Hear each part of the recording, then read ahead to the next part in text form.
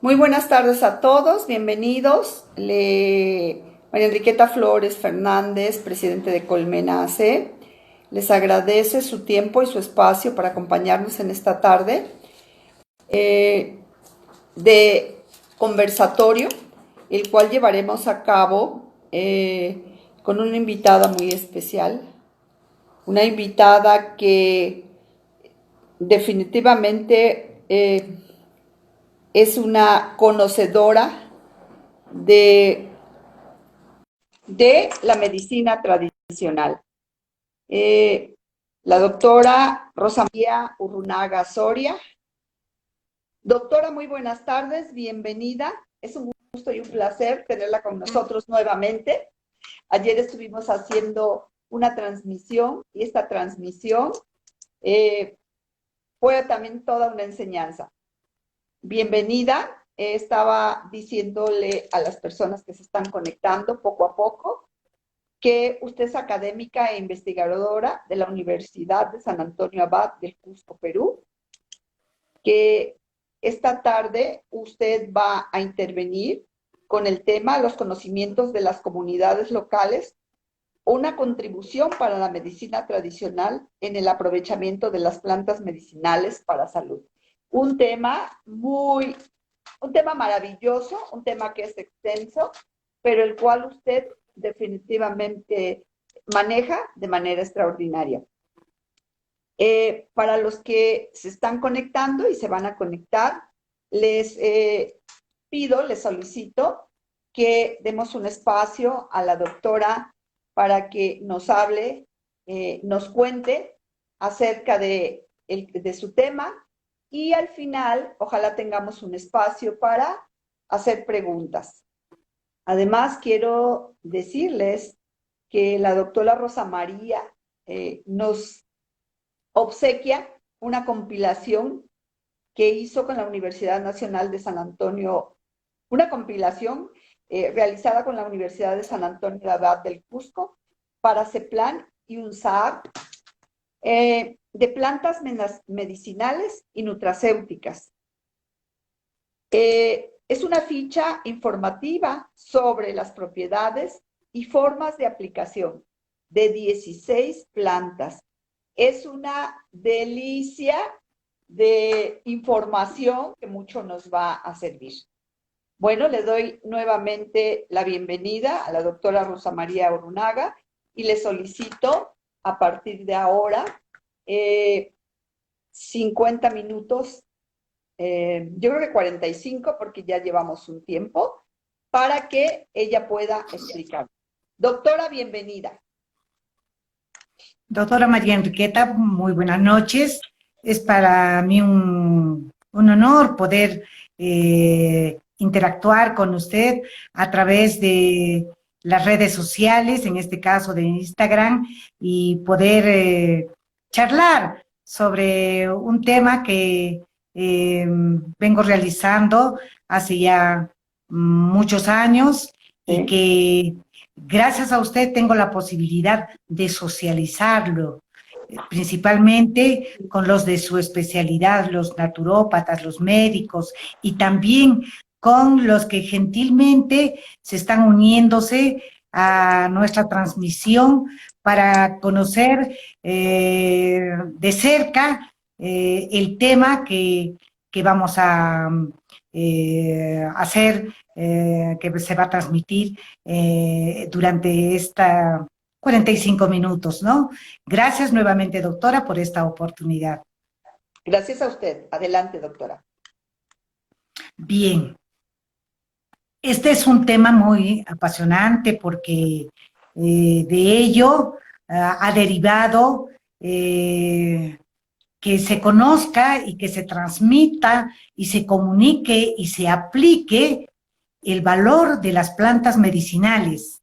Si bien es cierto, son recursos de la naturaleza, están ahí, pero esto desde un inicio donde la humanidad ha desarrollado conocimiento sobre ellas para reconocer y conocer sus potencialidades, pues este conocimiento, estas tecnologías han sido transmitidas de generación tras generación, cada vez puliéndose, cada vez mejorando y cada vez seleccionando en el entorno, en el medio ambiente, aquellas que iban a formar parte de sus sistemas médicos de salud, entendiéndose que la enfermedad es un desequilibrio que existe entre el hombre y la naturaleza.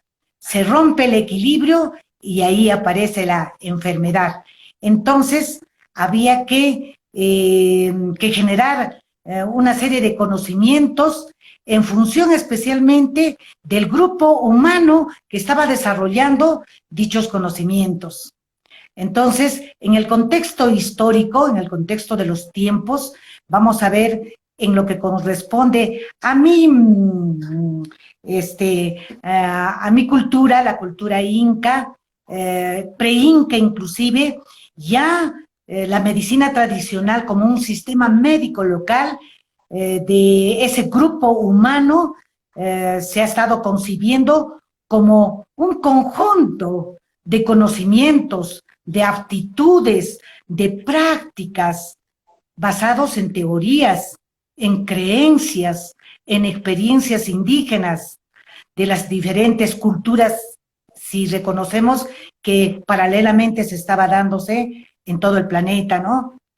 Sean o no explicables, usados para el mantenimiento de la salud, así como para la prevención, el diagnóstico, la mejora, el tratamiento de las enfermedades físicas y también las mentales, que conjuga con el concepto de medicina tradicional dada por la Organización Mundial de la Salud. Bien, entonces, los conocimientos tradicionales, a su vez, se constituyen como el conjunto de saberes, prácticas, creencias que consuetudinariamente han sido transmitidas de generación en generación y que han sido reinterpretados por sucesivas generaciones en determinados contextos culturales, como en el caso de las culturas que se han desarrollado aquí en América. Aunque el conocimiento o el término tradicional se asocia con las costumbres que las han originado, pero también abarca y refleja prácticas y creencias indígenas contemporáneas que se vienen dando. La medicina tradicional no es del pasado, también es del presente, que se vienen dando como creencias indígenas contemporáneas en la actualidad. Sigue evolucionando. Por otra parte, estos conocimientos, sus innovaciones, las prácticas tradicionales, son el fruto de las convivencias armoniosas que existen entre las comunidades indígenas y locales con el medio que los rodea, y especialmente con sus recursos biológicos del entorno. Algo maravilloso que se va dando en el contexto cultural. En tanto que las plantas medicinales en los sistemas médicos tradicionales se reconocen como aquellas que restablecen las relaciones de equilibrio entre el hombre y el ambiente natural, ¿no? En un equilibrio basado en tradiciones, en la historia, en la manera de pensar de la comunidad. A eso llamamos cosmovisión, las cuales emergen espontáneamente como un resultado necesario de la forma de ver la vida, cosmovisión, en la que cada grupo cultural pues se desarrolla, ¿no? Resultado de las interacciones de equilibrio dinámico con los elementos de su medio natural, con los elementos que hacen posible la relación a través de un diálogo profundo, de respeto, de cariño. Entonces, debemos analizar para tener un mejor entendimiento de estos aspectos: medicina tradicional, plantas medicinales, sistemas médicos tradicionales. Debemos entender bien sobre el tema de la cosmovisión. En el caso de Perú, por el contexto geopolítico, estamos hablando de una cosmovisión andino-amazónico y que está regido por una serie de principios. Doctora, en esta parte me ha costado bastante poder acumular y asimilar y entender estos principios. Yo le he llamado la racionalidad de la cosmovisión andino-amazónica, la racionalidad, porque en algunos espacios del tema, inclusive entramos a la irracionalidad.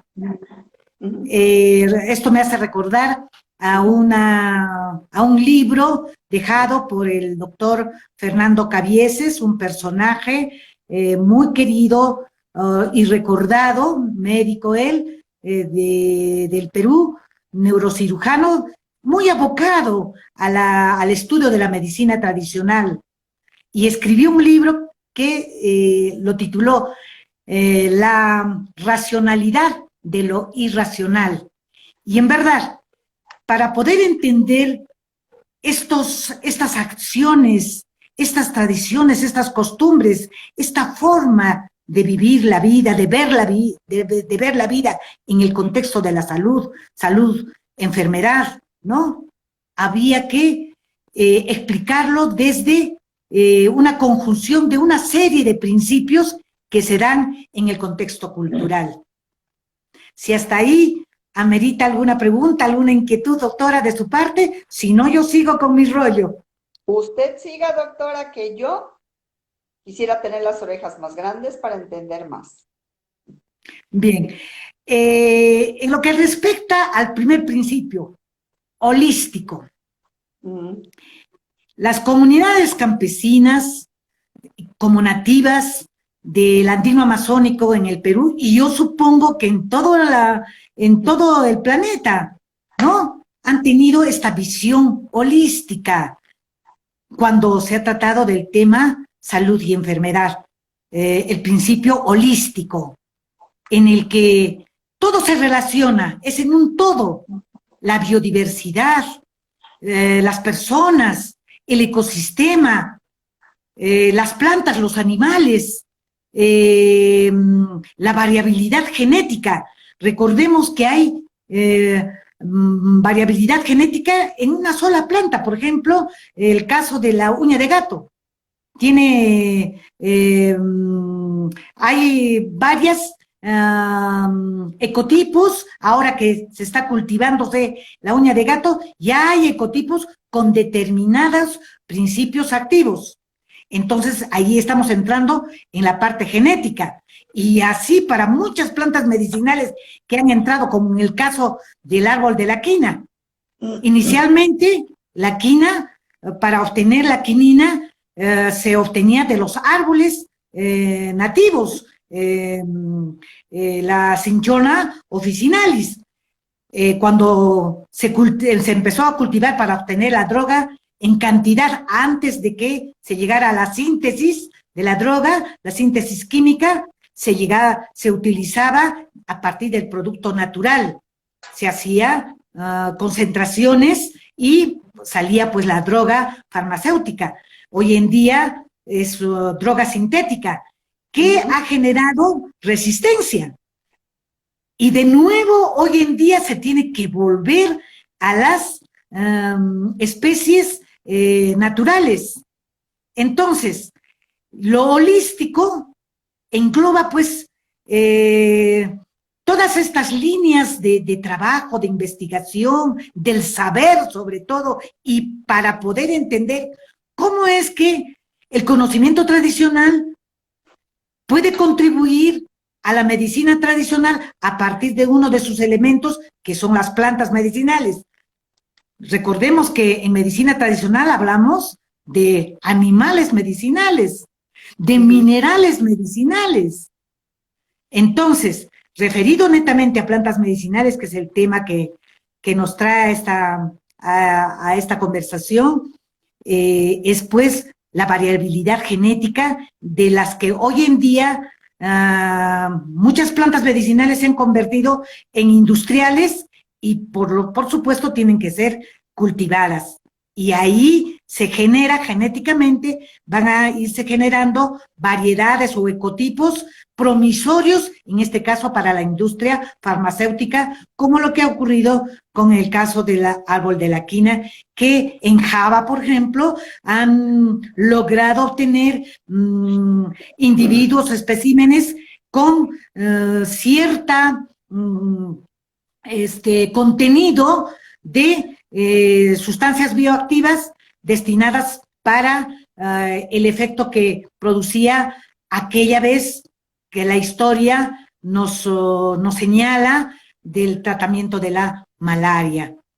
Bien, entonces, el principio holístico que considera el todo, los ecosistemas, la flora, la fauna, el entorno cultural, miles y miles de grupos sociales que se han desarrollado en el planeta Tierra, así como la variabilidad genética. Otro principio interesante que debemos considerar y que parte del conocimiento tradicional es el pensamiento simbólico, ¿no? Desde tiempos antiguos han sido desarrollados por todas las civilizaciones y culturas de todo el mundo. En general, han identificado como objeto de latría y o adoración tanto las fuerzas del universo o fenómenos como el sol, el rayo, el trueno, el relámpago, la lluvia, los ríos, los glaciales, las montañas, como signos naturales. Y como signos artificiales, llamados también signos de comunicación, la antropología, la sociología los define así, signos de comunicación, están la fauna, la flora, los minerales y los productos que pueden ser producidos por la mano del hombre. Podrían ser los emolientes, los parches, los filtrantes, si hablamos inclusive los fármacos, que hoy en día, bueno, se concentran concentra la industria farmacéutica. Entonces, de este principio de simbología nace un tercer principio como consecuencia, que es la sacralidad y o religiosidad, ¿no?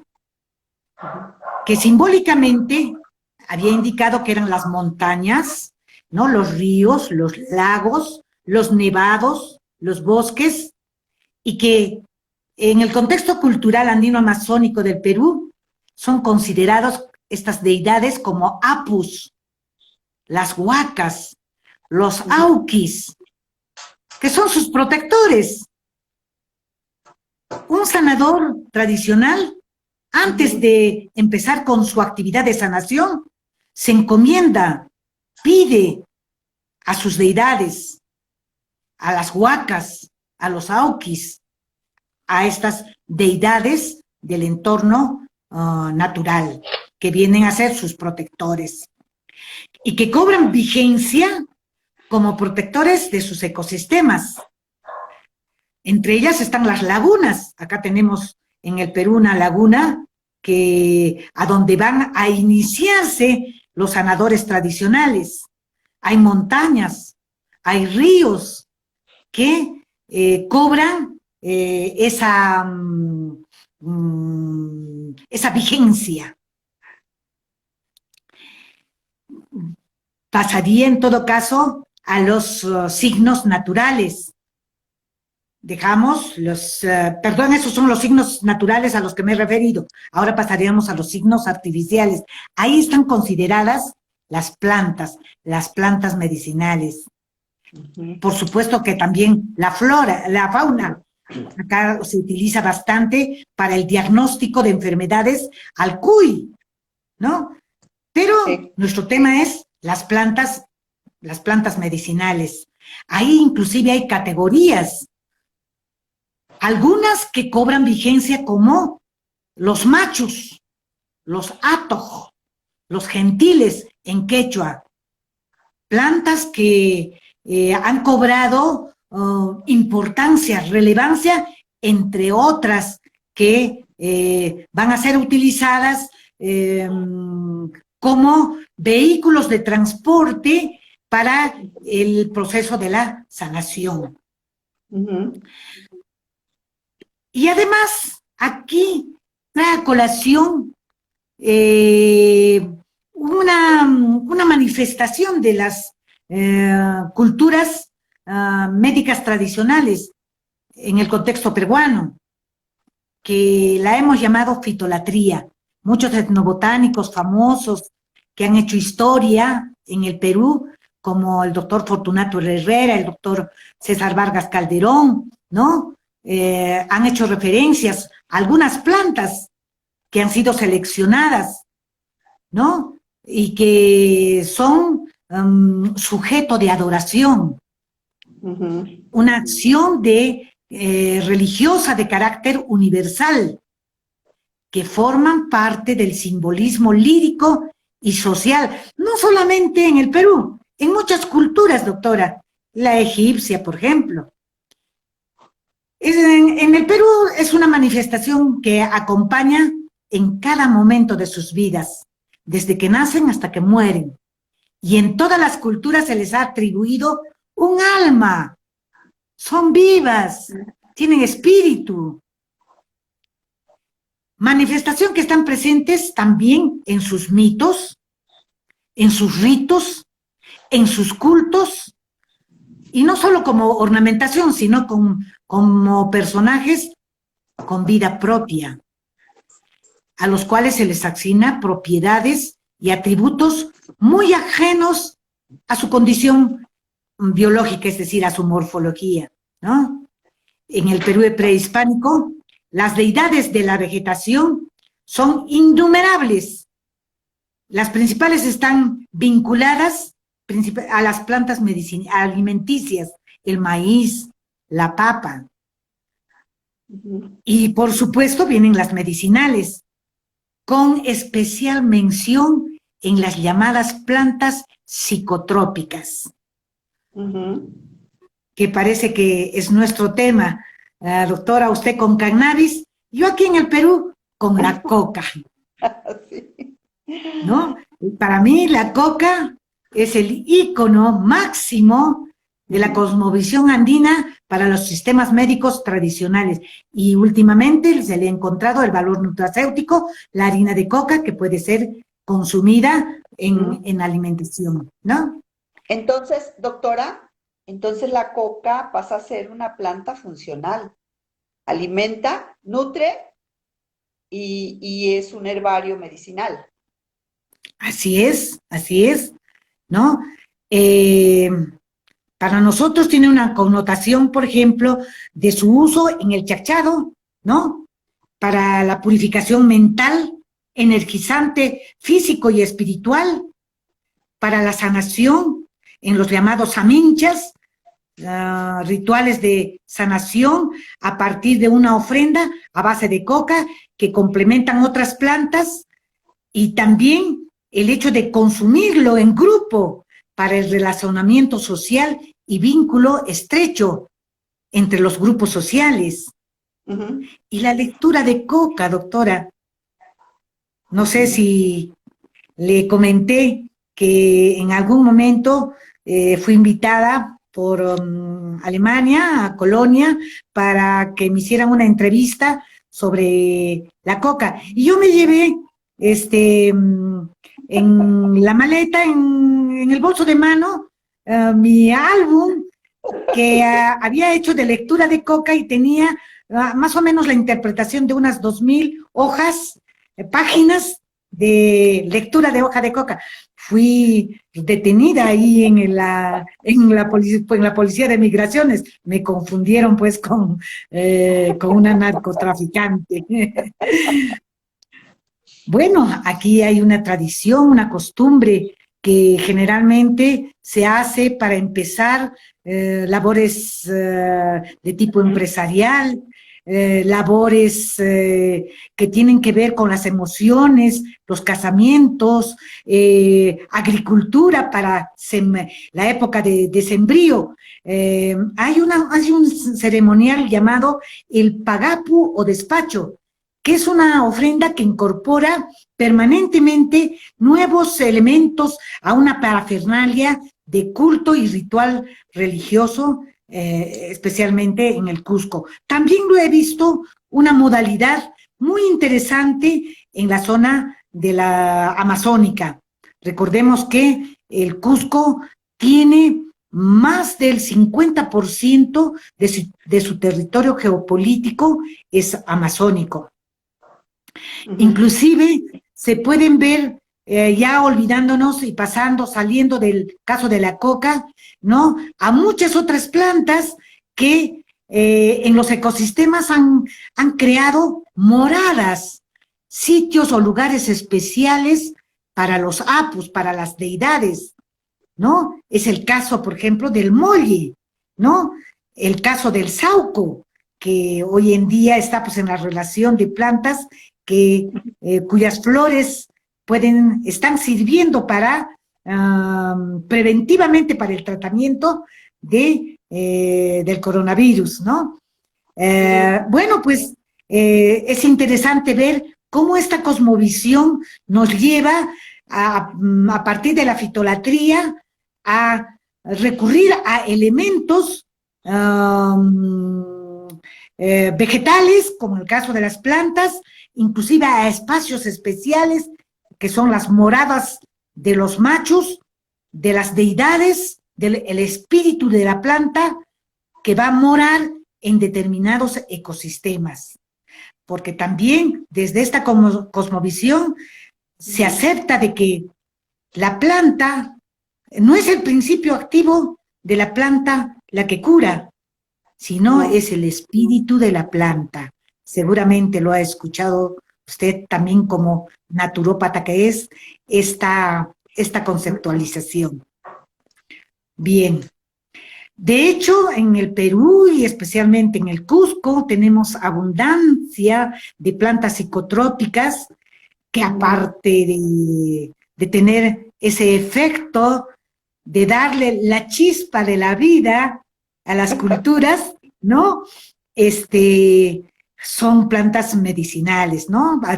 Yo tengo acá en casa una brumancia sanguínea, un pariente muy cercano del floripondio, es de color rojo, es una especie arbórea. Yo estoy feliz con tenerla en mi huerto. Voy a volver a plantar la brumancia arbórea, que es el floripondio de color blanco. El chamico, ¿no? Que es la Datura stramonium, que es una planta también muy importante como psicotrópica. Los aires que vienen a ser muchas especies del género Nicotiana. Y la flor sagrada de los incas, el Yagagnushchu, la salvia dombey, que posiblemente ha sido cultivada en los el sistema de andenerías que tenemos en Machu Picchu, ¿no?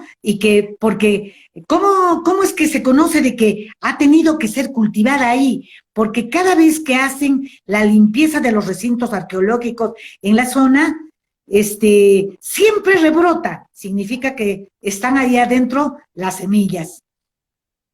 Bien, por otra parte está el sincretismo. ¿Cómo es que la amalgama de otros conocimientos de culturas extrañas a la nuestra, cómo se van acumulando e incorporando y enriqueciendo a nuestras plantas, al conocimiento de nuestras plantas medicinales, ¿no? Como el caso de la salvia opoticiflora, que es cosmopolita, y sin embargo tiene mucha connotación cultural en nuestro país y en nuestra región, ¿no?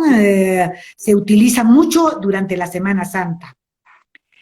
Y ya casi para terminar, un principio que creo que debemos todos, en todos los espacios del quehacer humano, debemos aplicarlo, es la reciprocidad, ¿no? Existen dos lógicas de relacionamiento que han desarrollado pues las comunidades campesinas y nativas.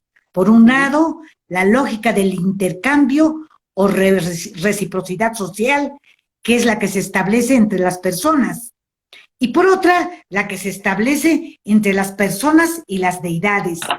La reciprocidad ritual, cuando le rendimos como ofrenda a nuestras plantas medicinales. Hasta aquí, doctora. En forma resumida, los principios, cómo actúa el conocimiento tradicional en contribución al conocimiento de las plantas medicinales. Sí, doctora, a mí me gustaría abusar de usted, ya que tiene todavía como 5, 8 minutos para preguntarle. En el Perú, ¿qué están haciendo como manera preventiva? Sabemos que la herbolaria, este tesoro que tenemos todo en América Latina, ¿qué clase de herbolaria están utilizando para prevenir, es decir, para fortalecer el sistema inmunológico y transitar este momento? Bueno, desde el Sistema Médico Oficial de Salud, que es el MINSA, básicamente es salud, que es una instancia articulada al Sistema Nacional de Salud, forma parte del Ministerio de Salud, pero aunque tiene su espacio particular, digamos es la que más ha desarrollado, ya que tiene una atención primaria de salud, especialmente para atención de los que eligen este sistema alternativo de medicinas complementarias y que uno a elección puede elegir asistirse en la CAMED. Bueno, en lo que se refiere al MINSA directamente, hay especialmente a partir de las promotoras de salud, que son las que a nivel de tópicos y de centros de salud pequeños, especialmente enfermeras y los promotores de salud, trabajan con medicina tradicional. Pero hay que reconocer que el Instituto Nacional de Salud Pública tiene una subdirección, una dirección que es el CENSI, el Centro Nacional de Salud Intercultural, que tiene dos subdirecciones, la subdirección de medicina tradicional y la subdirección de medicinas alternativas y complementarias. Entonces, como política de salud ya está establecida, digamos, la valoración de del sistema médico tradicional, que es un legado de nuestros ancestros. Y desde MINSA, que es el Ministerio de Salud peruano, supongo que se está cursando con la medicina occidental y sin embargo nos dice que hay una elección en Perú que puede decidir el paciente si elegir la medicina química o la medicina natural. En esta elección, desde la herbolaria, ¿qué están utilizando en estas plantas funcionales que existen para fortalecer el sistema inmunológico? ¿Qué están utilizando? Uña de gato, sangre de grado, que ya la ciencia oficial, pues la ciencia occidental ya la ha validado, especialmente en salud, en sus espacios de sus centros de atención, existen sus huertos, las farmacias vivas, ¿no? Sí. Y atienden, por ejemplo, con repollo, atienden dan recetas de manzanilla, flores de saúco, las salvias para las afecciones respiratorias. Existe todo un protocolo, existe información, hay boletines que tanto es salud como también el MINSA, el Ministerio de Salud, nos pone de manifiesto a los usuarios en salud y nos da pues a elegir sobre qué planta utilizar. En todo caso, se han hecho famosas la uña de gato, la sangre de grado, plantas occidentales, como el caso de la manzanilla, el repollo, y entre las officinalis que la Organización Mundial de la Salud tiene en la farmacopea mundial, pues están pues el Taraxacum officinalis, el diente de león, el toronjil, que es la Melissa officinalis, ¿no? El romero, Rosmarinum officinalis. Y así tenemos alrededor de 100 plantas oficiales u officinalis de la farmacopea universal.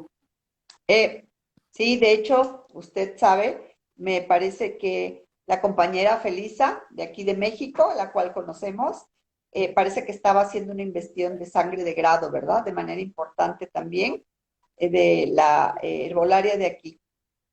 Doctora, yo quisiera, tenemos todavía unos minutos, que usted hablara de manera breve de, bueno, si alguien tiene alguna pregunta a la doctora, mucho les agradecería que nos informaran.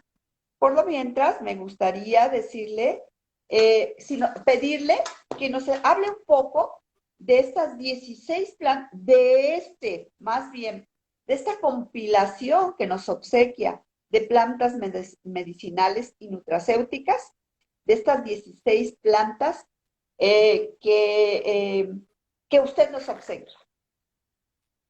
Bueno, yo tengo especial preferencia por que la uso personalmente, ya que yo soy diabética y pues en el Perú se ha redescubierto, porque estaba descubierta, sino que estaba olvidada, ¿no?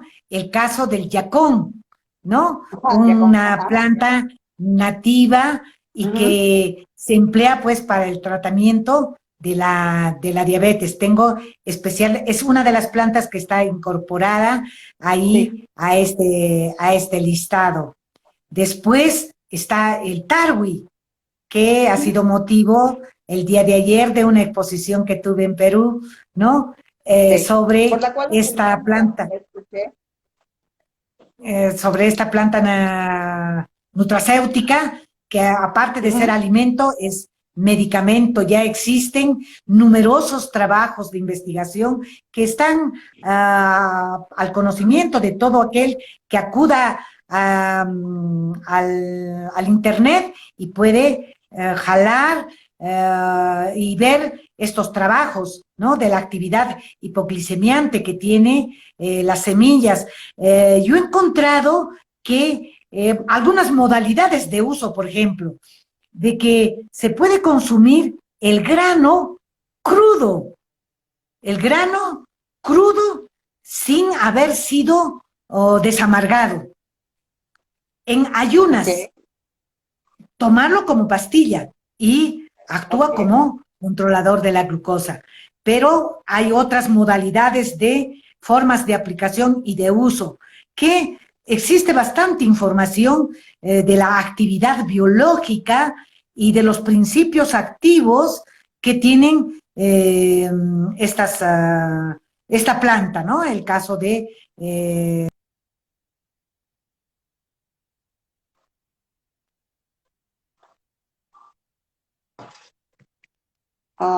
Parece que tenemos una interferencia con Perú. Vamos a esperar un momento. Doctora, ¿usted nos oye? ¿Nos oye? Creo que no. ¿Alguien quiere hacer alguna pregunta a la doctora? Ratito nos perdimos. Un ratito nos perdimos. Ya estamos aquí, doctora. La Así escuchamos.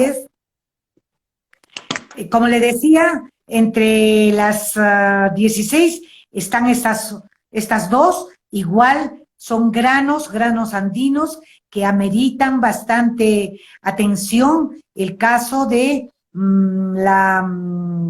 de la kiwicha, que también está incorporada en en el En esta listado. ficha, sí. La cañigua, que es otro grano subutilizado, básicamente replegado hacia la zona del altiplano, pero que muy bien es utilizado por los bolivianos, ¿no? Porque ellos comparten, pues, este territorio fitogeográfico en lo que concierne a niveles de altitud, ¿no? Por encima de los 4.000 metros. Están otras frutas, se ha hecho referencia de abundantes frutas que están a disponibilidad ahí en México. Ustedes tienen Sí, el caso de los amarantos, ¿no? sí. La La kiwicha, quinoa, la alegría. amaranto, sí. Sí, Ah, ahora está a ver, bueno, para nosotros, y con eso hemos recorrido exitosamente por ser, digamos, el lugar de origen de la uña de gato, de la sangre de grado, como indicó el caso de Felicia, ¿no? Igualmente, mi tesis para optar el título profesional ha sido la actividad cicatrizante de la sangre de grado. En mi caso ha sido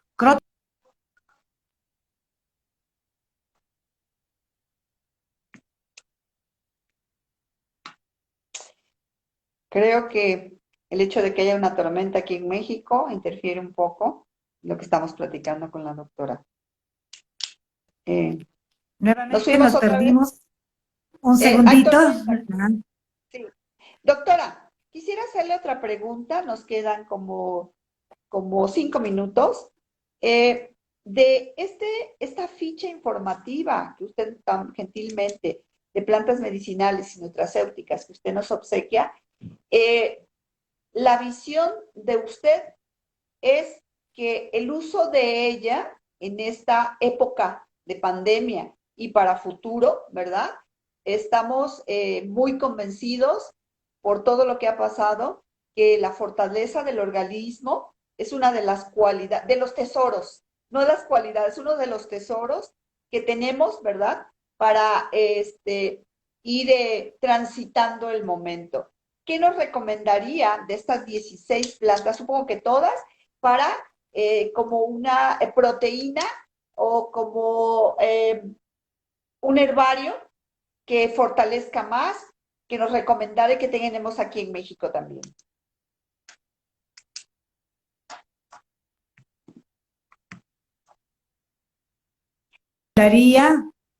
Y me extrañaba de que se hablaba de una serie de plantas, ¿no? Acá en Perú que podían ser utilizadas y también que son comunes en otros espacios geográficos. Pero me extrañaba que nadie recomendara una que ya ha sido bastante estudiada, y es la uña de gato. La uña de gato es inmunoestimulante e inflamatorio. Entonces, Mm, yo recomendaría de todas, inclusive las que se señalan, entre ellas el saúco, el matico, el ajo, la cebolla, y hay toda una relación. Como estudiosa de las plantas medicinales, yo diría que aquí la reina de todas las plantas inmunoestimulantes y antiinflamatorias, la uña de gato.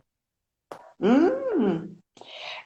Muy famosa en cierta época y olvidada porque a veces lo que hacemos es como moda, ¿verdad? Hay una investigación, un descubrimiento y entonces todos nos alocamos y se vende y se populariza. Sin embargo, lo que nos está diciendo no lo vamos a echar en saco roto, lo vamos a recomendar, porque efectivamente, si es un inmunoestimulante y desinflama, es uno de los herbarios, eh, pues sería estrella. Usted dice estrella, ¿verdad? La planta estrella, la planta número uno. Y en su tiempo, como usted dice, pasó de moda y han venido otras plantas, pero recordando cómo ha sido estudiada, por quiénes ha sido estudiado, qué se ha estudiado y en conclusión, cuáles han sido los resultados, inmunoestimulante y antiinflamatorio. Mm, muy buena, eh, muy buena recomendación. Leeremos aquí en esta ficha informativa que nos deja las propiedades de todas las 16 plantas y recordaremos en especial la uña de gato. Les recomiendo a las personas que... aquí me está preguntando Flavia Banchieri de Uruguay, ¿dónde conseguimos ese excelente trabajo de las 16 plantas? Querida, usted La, llegó un poco tarde, pero resulta que la doctora ya nos hizo el favor de hacernos llegar la ficha informativa y en breve, Flavia, te la enviaré. ya lo tienen, ya Eh, lo ha dicho la doctora, ya lo tienen. Todos los que han asistido a este conversatorio ya pueden beneficiarse con esta guía informativa de 16 plantas que pueden preventivamente y también uh-huh. en el tratamiento no curativo pues les puede servir. Sí, sin duda. Doctora Rosa María Urrunaga, ¿quiere usted cerrar con algunas palabras? Eh, eh, Estoy segura, ahorita tenemos un público, pero estoy segura que en la relectura, porque lo subimos a la página y luego tenemos más de una cantidad impresionante de lecturas, eh, que se editará y se reeditará y que a quien esté interesado se comunique con Colmena para que les demos la información. Me gustaría que usted cerrara, doctora. Agradezco mucho su amistad, agradezco mucho su conocimiento, agradezco mucho el tiempo. Ayer la vi en el conversatorio que tuvo, excelente plática, que ya subí también a la página. Esperamos que en un futuro cercano usted vuelva a acompañarnos. De hecho, la doctora está en un grupo que tenemos que se llama Educación en Salud para América Latina. Es una de las personas más activas que admiramos mucho. Le agradezco, Colmena AC le agradece siempre el espacio y me gustaría que usted cerrara, doctora.